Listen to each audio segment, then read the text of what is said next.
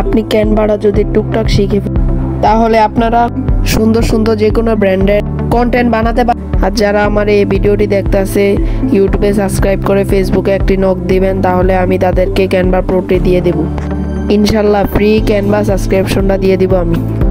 আচ্ছা, এই ক্যানভার পরে আমরা একটু ভিডিও বা এডিটিং বেসিক থাকতে হবে, যেমন ক্যাপকাটে নলেজ থাকতে হবে।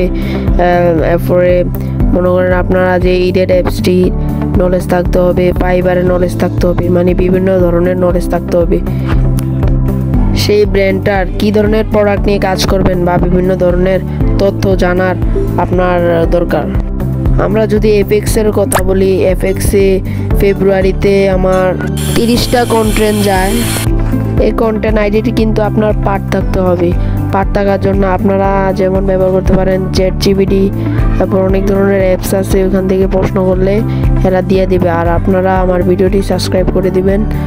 আরও একটি নলেজ থাকতে হবে আপনাদের ডিজিটাল মার্কেটিং মানে সোশ্যাল মিডিয়া মার্কেটিংয়ের এক্সপার্ট হতে হবে। আর এক্সপার্ট হওয়ার জন্যই আপনারা এই ম্যানেজমেন্টটা করতে পারবেন।